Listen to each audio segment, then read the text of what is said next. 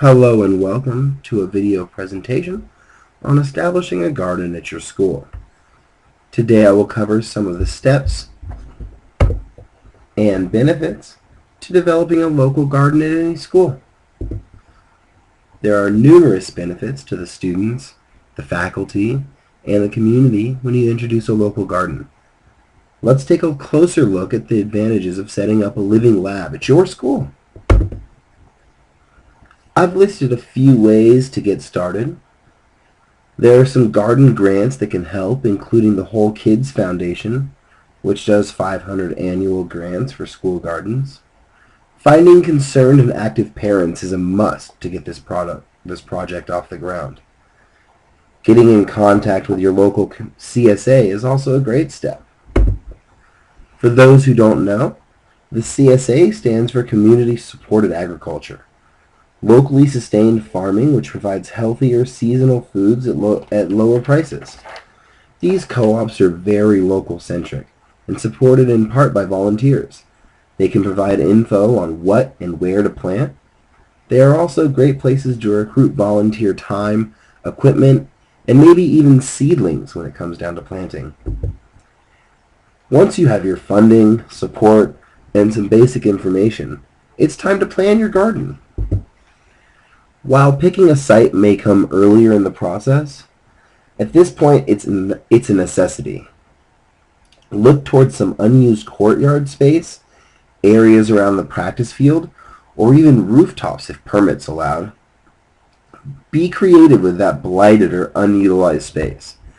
Remember, you can go outside of the boundaries of the school as long as it's close enough for students and faculty to safely transmit back and forth. This is also a great time to involve the PTA and community leaders. This is also the time to organize your work days of permanent volunteers. Starting a gardening club at the school helps spark interest. It's also good to organize other teachers at this time to integrate gardening into upcoming lesson plans. Integrating the garden into everyday school functioning is vital for its success. Garden time can be used as an incentive for good behavior or performance. Yet the greatest benefits come from the garden in its infinite teaching possibilities.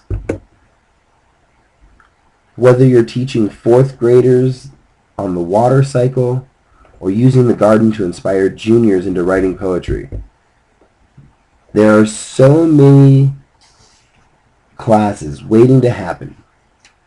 Even more beneficial than the classroom experiences are the life lessons earned during garden time.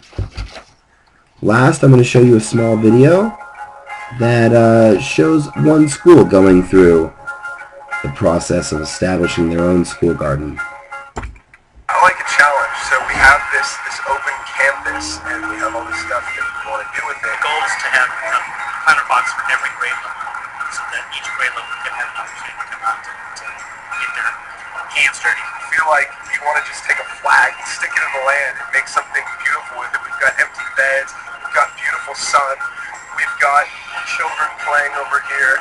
It's just going to take a lot of work. We've done lots of work to clear out the garden space to get ready to then by the fall with the garden in full swing.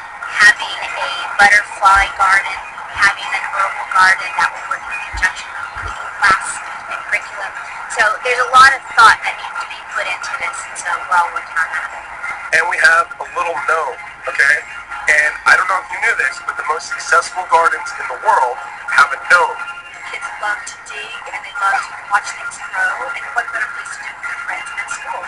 So we spent an hour or so, and we're excited about it. We're hoping everybody else can spend an hour or two. We've got teachers, we've got administrators, we've got maintenance people, we've got volunteers, and some really magical's kind of happening here.